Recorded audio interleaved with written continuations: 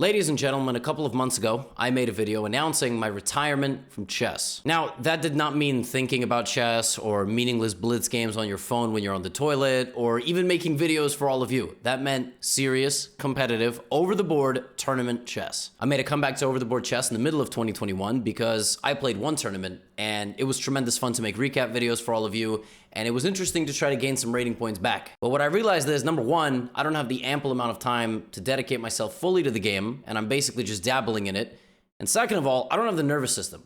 My anxiety is sky high. It has a mental impact, it has a physical impact, and I don't know exactly what it is. I can't exactly pinpoint it, but that really seems to be the epicenter of my failures. And in this video today, I'm basically showing you an example of why I quit, why I retired, on full display. You see, over the last few weeks, I've been playing very well on chess.com. I've been beating some of the best players in the world, and I got up to my all-time high blitz rating. Well, what you're gonna see in today's video is how I got a very strong opponent, and that same fear and that same panic sets in. And at times, I'm able to push through that fear and panic throughout a game, and I'm even able to get a winning position. But all of a sudden, it creeps back up, and it makes me do such incredibly stupid and disastrous things. So this video is split into two parts. First, I'm going to give you the live footage of the game and how I threw it all away. And then we are going to analyze the game in full. I'm going to show you my pain for a second time. This, folks, is why I've quit serious chess for good. Oh, wow. Oh, wow. That's David Anton. I'm playing David Anton Guijaro. Wow. That's crazy. I have really evolved to the big leagues, huh? Jesus Christ. Can we not do this, maybe? Do I have to play him? Maybe we just skip this part, yeah?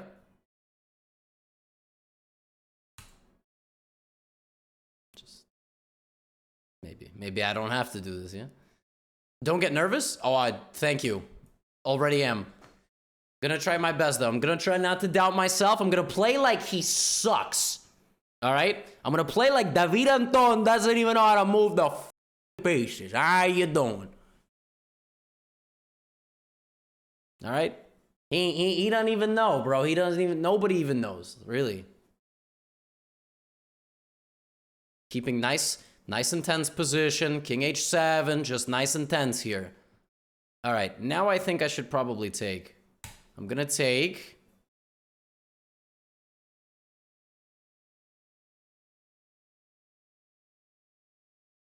Bishop takes. Interesting. I really want to play like super cagey. He's gonna bring his knight back, and I'm gonna play bishop b7, so I stop him from putting his knight on d5. He might also go here. Look at that. Free pawn? I mean, he gave me a free pawn, bro. Like, he gave me it, bro. It's not.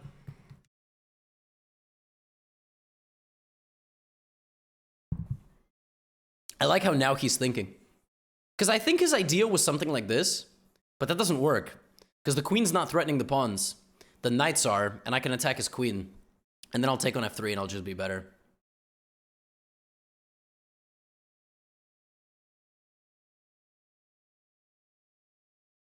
Okay.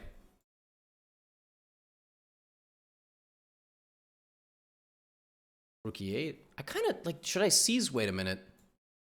He's gonna go here, and what if I just hit him with a little bit of a little bit? Just a little bit of a little bit right here.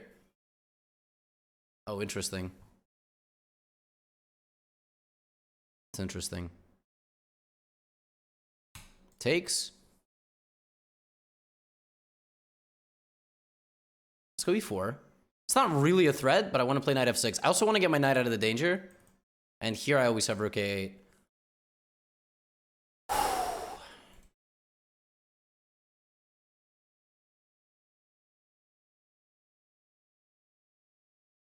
I was going to go queen d6 here. Take, knight d2, rook.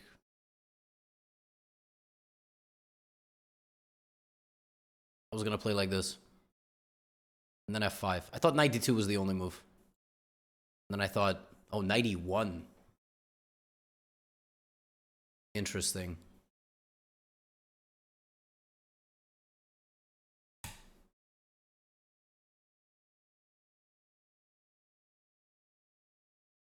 Tough to say which one is better. Now this is protected.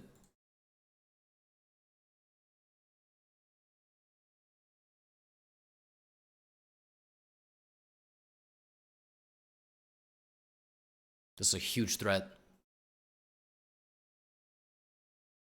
It's going to be very important for me to anchor my knight there.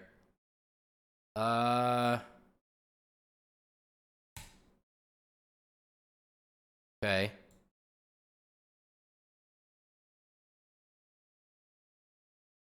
I have to play faster.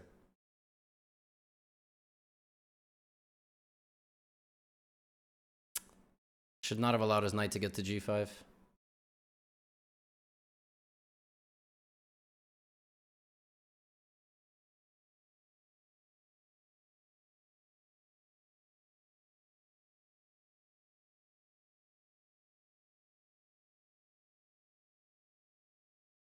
He has knight e6.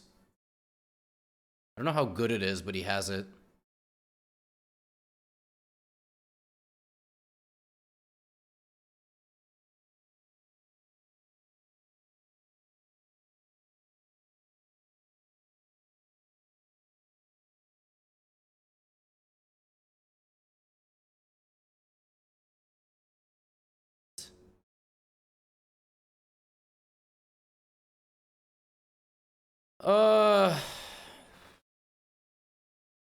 I'm stressed.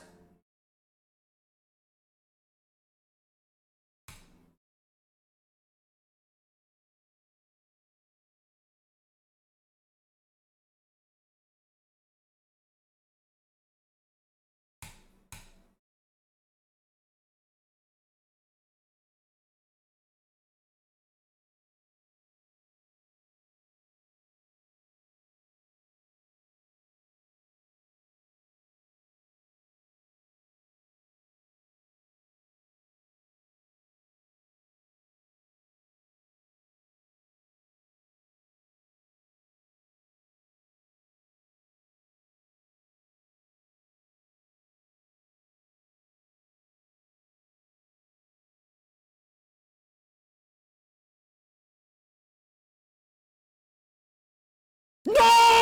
Oh my god! Oh my god! Oh my god, that's insane! Oh my god! I was straight up just gonna beat him! That's crazy! Have you ever accidentally checkmated yourself while your opponent had 0.5 seconds on the clock? Yeah, it's not a good feeling.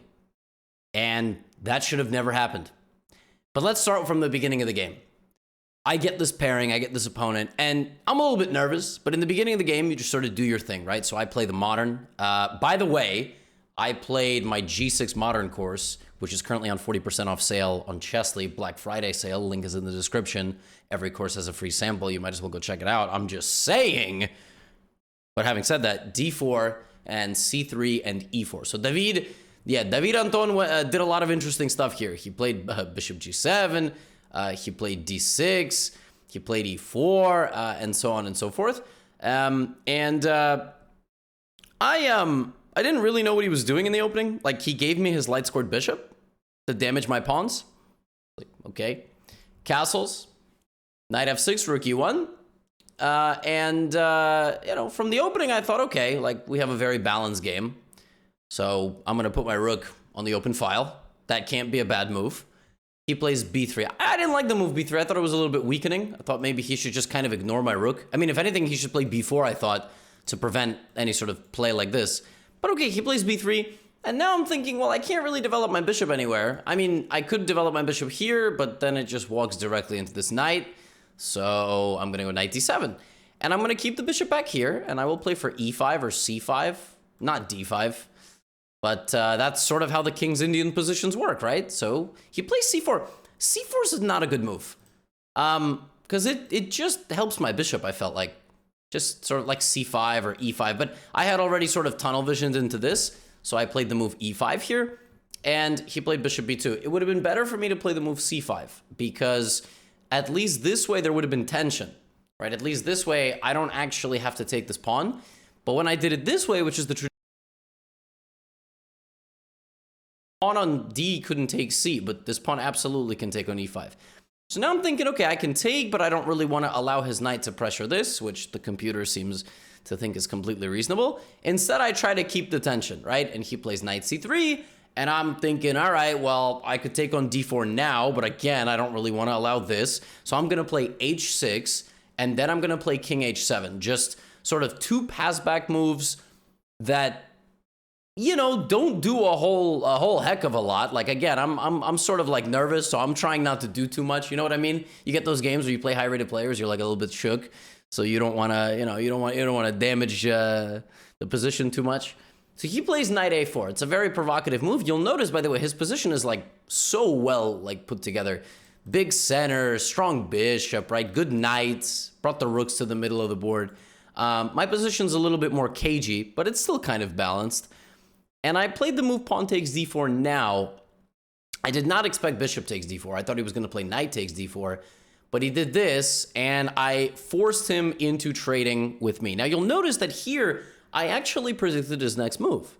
If you watch the footage, I literally was like thinking about this move e5, because I thought it made sense to split my defense of these two pawns, right? And he played it, and actually, upon like realizing that it just doesn't work at all, actually, he just gave me the pawn. He had probably calculated something like knight e5, and then f4, or he had calculated maybe like queen d5. Queen d5 doesn't work because your queen's not threatening to take this, so I can just kick out your queen, and then I'll probably just take on f3 or play e4 or something. So he played just queen d2, and suddenly I'm thinking, wait a minute, I'm just better. Like, I just have a slightly better position against, you know, one of the best players in the world. I thought about playing the move f6 here to defend my pawn with a pawn. It's probably the best move. But I was like, I don't want to play a move that weakens my king, rook e8. You know, if I'm playing someone my level, then I would probably play this. So I would probably just defend and, you know, reroute. But again, playing high-rated player, I'm like, I'm going to defend e5. So he plays rook e3.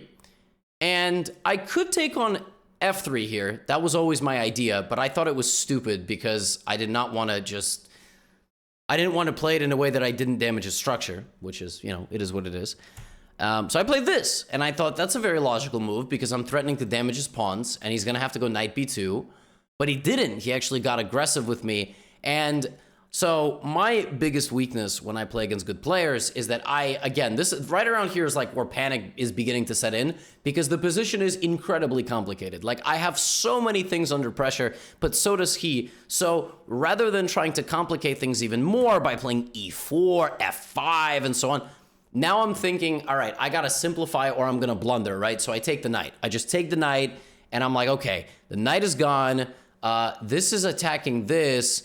But I'm going to go e4, which is just like kind of a dumb move because that doesn't actually threaten the knight. And, you know, what should I have played here? Obviously, rook b6. Like, I don't even understand what's complicated about this move. It just defends the pawn. Now, of course, he would apply more pressure, and then maybe I would go here, and I'm up a pawn, but it's a little bit of an ugly pawn.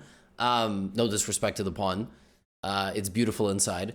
Yeah, I don't know. I just play e4 and give him the pawn. Like, again, and then I go for the queen trade. Like, I'm just beelining to simplify the position, but I don't have to. Like, apparently if I had played queen d8 here, I'm nearly -2 advantage, you know? But again, I'm thinking, oh, he's going to take my pawn, and then I'm going to trade queens. Aha! And now I can't lose. But that's like the wrong mentality, you idiot. Like, what is wrong with you? He plays here, here. Now, okay, the position is balanced. It's balanced on the evaluation. It's imbalanced from the perspective of pawns, right? Like, that pawn is always going to be a target. I want to get my knight in here in the future. I was still pretty confident here. You know, we both have about 1 minute and 1 minute and 20 seconds. I bring my knight and I get to this position. I'm thinking I'm pretty happy here. Like, I don't know. All things considered, we both have about a minute. He plays rook d2. I play h5. I just start like improving my position. I start improving my position by allowing him to fully activate his knight, right? Like, I mean, his knight is on the most passive situation it possibly could be. So instead of just playing a move like g5 or knight h5, knight f4, I weaken my dark squares and I just let his knight walk straight into my position. I mean, just total idiot. Like, it just, you know, just nerves setting in, you know what I'm saying? And I played rook e7, and now this. And here I realize, okay, like, I'm in trouble, right? Because he could take my pawn. He's going to be up a pawn. I'm going to have to create some stupid counterplay. Then David Anton starts doing some goofy stuff. He starts trying to, like, mate me, sort of. It's not really mate, but I play g5. Then he goes here. It's like, why did he overcomplicate this? Why didn't he just take my pawn with the knight, right? So he does this. The pawn still hasn't been captured. I'm thinking, all right, well, you know, he's going to win my pawn. I got to get aggressive. All right. Now he still plays another tricky move on me, looking for a discovered attack. I just move my king out of the way. Now he finally takes. I give a check. His king is stuck, and I go here. This is a nightmare position to deal with white, and we both have 17 seconds, okay? He plays g3, I drop back, he's about to get hit with another discovery, and I win back one of my pawns. It's discovered check, I win back one of my pawns, I force him to the back rank, because if king f3, there is knight to e5. So he goes back, and I'm thinking, all right, there ain't no way I'm losing this game. We both have 15 seconds, I have 3 pawns versus 2, I'm gonna give him a couple checks to win a little bit of time, and here comes f4. I gotta be winning. I have 14 seconds, he has 11. He takes, gives me a check, king g6, and I'm like, wait a minute, I am just straight up going to win. Maybe here I could have played slightly differently, but I play the move f3. He has 7 seconds in this position. 7. He has 7 seconds. Do you realize that? I have 12. It's gonna be f2 and f1. He cannot play rook f7. So rook e7, and all I have to do here is push my pawn. All I have to do, I have 12 seconds, he has 6. I also can play rook c5 first, because if this just queens, and if he tries to take back on e3, I play f2, rook f3, and rook f5, and that is the end of the game. That is just no questions asked. Well, what happens when David Anton attacks my knight, right? I go to defend it for some reason. No, I mean, it makes sense. But why am I rushing? I'm up double his time. Now he starts bringing his knight back. What do I do because he's so high rated? I immediately simplify, but now I'm not making any queen because his knight was going to cover everything. So now it's 8 seconds versus 3.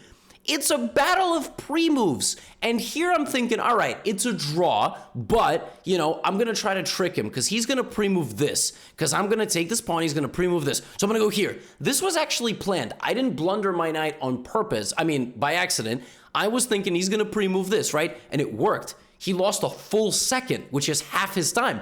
I'm like, all right, he's got 0.9.